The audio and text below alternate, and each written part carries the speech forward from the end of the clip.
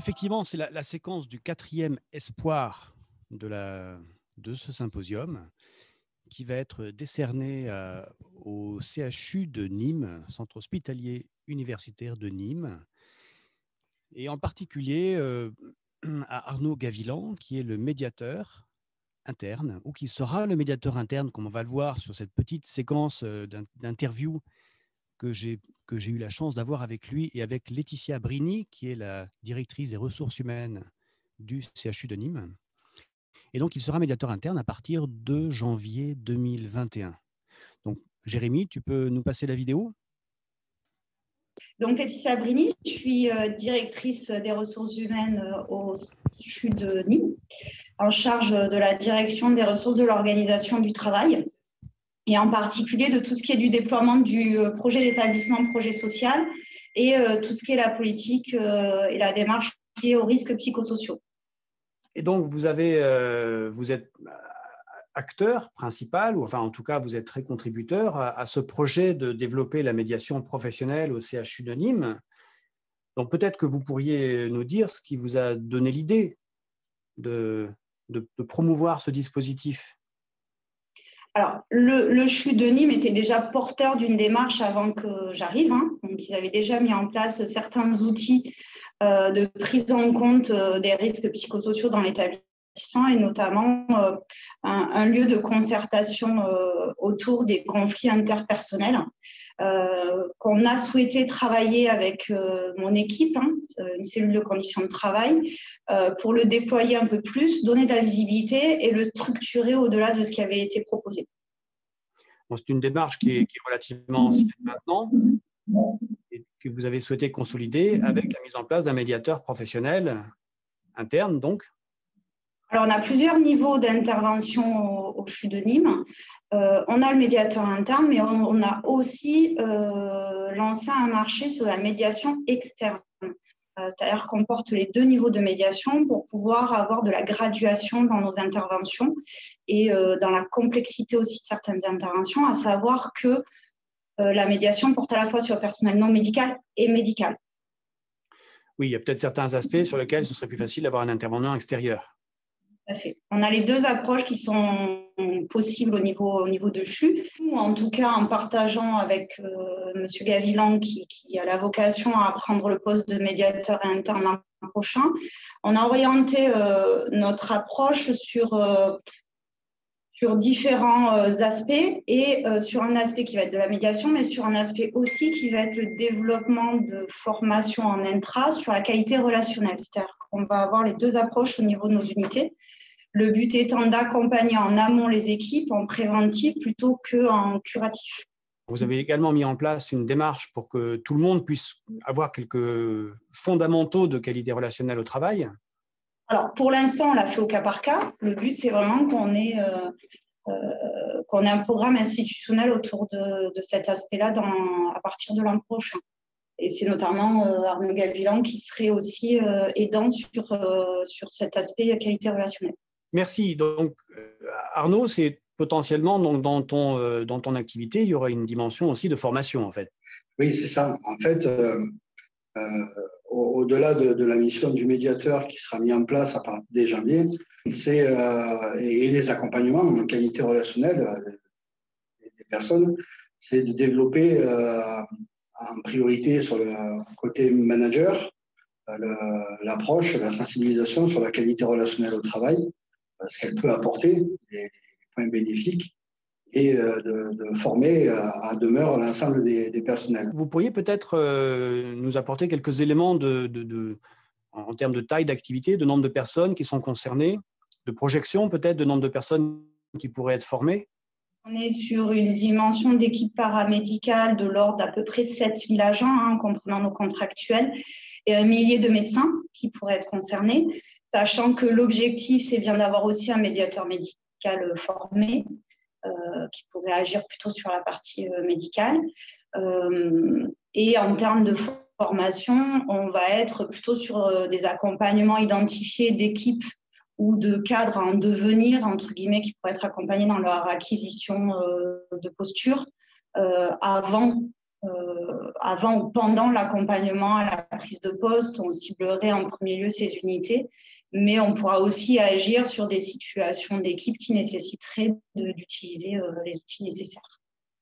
Et donc, les typologies d'intervention que vous proposez à ce stade, c'est d'abord résoudre des conflits, évidemment, c'est aussi former des personnes, former des équipes, et puis ce que tu disais, Arnaud, également, ça pourrait être d'accompagner des managers dans leur prise de poste ou dans leur appropriation de la fonction managériale.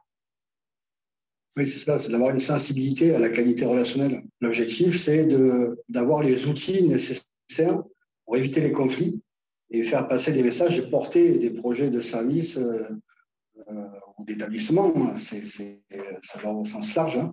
C'est de porter les projets vraiment de l'institution. Alors, en fait, on a eu une sensibilisation à la qualité relationnelle pour définir l'objet, c'était des référents médiateurs en interne. Et c'est de là qu'a découlé en fait le projet de former deux médiateurs, en tout cas, un paramédical et un médical. Et le BMN est arrivé comme l'organisme le plus adapté pour avoir cet apprentissage-là. En fait, c'est la liberté de décision, qu'on permette la liberté de décision qui est totale, qui est intéressant comme approche pour favoriser l'entente en tout cas. La liberté de décision, donc c'est la relation à l'autorité. Oui, c'est ça, c'est de permettre une liberté de décision, permettre une sortie du conflit qui soit pérenne et qui permette une liberté de décision de chacune des personnes en médiation. Donc il y a une double liberté qui apparaît ici, c'est la liberté du médiateur et puis c'est la liberté de décision des parties. Donc ce que tu es en train de dire là, c'est que tu as totale liberté d'intervention par rapport à Mme Bligny qui est à côté. C'est ça. Elle me laisse la liberté. Alors après, je rends compte, parce que le médiateur est rattaché à une cellule des conditions de travail, c'est organisationnel, c'est une hiérarchie organisationnelle. En tout cas, je rends compte de mon activité, mais je ne rends pas forcément compte de ce qui s'est dit en médiation. De toute façon, on garantit la confidentialité liée et la posture d'impartialité, neutralité et indépendance, elle est garantie aussi. C'est un dispositif qui était largement porté par la direction générale, sachant qu'on a quand même un copil social actif dans l'établissement et que ça fait partie des orientations qu'on avait actées au sein de l'établissement. Moi, j'avais des orientations attendues par rapport à la politique de prévention globale que je souhaite développer au sein de la direction des ressources humaines qui collait assez bien avec la mise en place d'un médiateur. C'est évidemment des sujets à accompagner, à partager. Ça se partage aussi en instances. La structuration de notre établissement fait que c'est des dispositifs qui doivent être validés par nos instances représentatrices. Donc, M. Gavilan va les présenter sur le prochain CHSCT de notre établissement. C'est soumis à cette information et à ce partage. Après, je pense que tout le monde est partie prenante, vu que déjà dans le cadre de sa formation, il a dû mener certaines médiations et qu'on est allé au-delà des quelques médiations requises et qu'il est facilement sollicité par les acteurs. Donc en fait, ce que vous dites là, c'est qu'il y a une volonté déjà de la direction générale. C'est un projet qui est porté au plus haut niveau de l'organisation. Et ce que vous dites ici, c'est qu'il y a une adhésion de tous les acteurs du dialogue social. Peut-être que toi, Arnaud, tu aurais aussi une réflexion à partager par rapport à ce parcours. Je pense sincèrement que l'avenir, déjà, est dans la médiation. C'est même au-delà de la prévention, en fait. C'est réellement, du moment où il n'y a plus d'entente, qui est un médiateur, c'est un outil primordial. Ça n'enlève pas tout ce qu'il peut y avoir, les représentants des personnels, les instances. Et c'est de ça donc que toi, tu es porteur au CHU de Nîmes. C'est ça. Alors moi, pour ma part, je pense qu'évidemment, il doit y avoir une impulsion de l'institution dans cette dynamique, qu'il faut un vrai projet de la part du médiateur et une vraie qualité au niveau de ses pratiques déjà initiales avant formation pour permettre qu'effectivement il y ait une adhésion au niveau des acteurs. Je vous remercie pour cet échange et pour le temps que vous y avez consacré. Merci, Fabien. Merci beaucoup. Merci Arnaud. Alors, comme tu as pu voir, je sais que tu es là, tu nous écoutes, tu as pu voir que durant ces 2 jours-là, tu étais au début d'un parcours. Le fait d'être titulaire du CAPEM, ça va ouvrir quelque chose, va t'ouvrir ce parcours pour devenir médiateur interne. Alors, j'ai proposé à mon ami Henri de me rejoindre parce qu'on a partagé ensemble une conférence en avril 2019 à Paris sur justement la médiation dans le secteur de la santé avec Édouard Couty, le médiateur national, tu te souviens peut-être?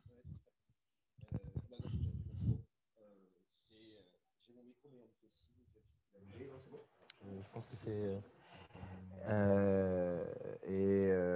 donc, on a eu effectivement cette conférence avec Édouard Couty en avril 2019. Et ça a été l'occasion de découvrir la façon en fait, dont le dispositif était pensé et de voir bien sûr que en fait, la réflexion elle est récente. Parce que la médiation existe à l'hôpital depuis longtemps, mais elle existe du point de vue de l'interaction et de la relation avec les usagers. Oui. En fait. Et elle existe quand même dans un domaine et dans un univers qui est un domaine qui est fortement caractérisé par des représentations autour de l'autorité, de la compétence, de la spécialisation, qui sont très structurantes en fait. C'est-à-dire qu'il y a des difficultés et des tensions qui peuvent surgir entre des populations à propos desquelles on souligne beaucoup quand même ce qui les distingue. Et c'est vrai que là, on voit bien, nous, au cours de la conférence à laquelle on avait participé, on a pu observer en fait qu'il y a des problématiques. Là, c'est un peu ce que disait notre confrère, c'est qu'il y a des problématiques managériales. Mais en fait, en réalité, c'est des problématiques de relation à l'autorité. Oui, tout à fait, qui sont particulièrement complexes du fait de la multiplicité des autorités à l'hôpital, entre l'autorité administrative, l'autorité médicale, l'autorité aussi dont disposent les familles, parce qu'ils ont aussi certains droits. Bien sûr. Et c'est évidemment un environnement complexe qui nécessite, pour que la médiation puisse se développer dans ce type d'environnement, qui nécessite aussi de développer une culture. Et donc, je remercie d'ailleurs Oriane Boyer et Cyril Dubois du cabinet ODBC qui ont commencé à faire des formations, à sensibiliser les personnels du CHU de Nîmes à la médiation professionnelle. Maintenant, il y a Arnaud qui va professionnaliser la fonction de médiateur interne. Et on voit bien que c'est un travail de longue haleine qui va nécessiter pour l'ensemble des personnels d'acquérir cette culture. Et d'autant que, on le sait d'autant plus dans la période qu'on vit, le secteur hospitalier, le secteur de la santé d'une façon générale, c'est le matériau, c'est l'humain.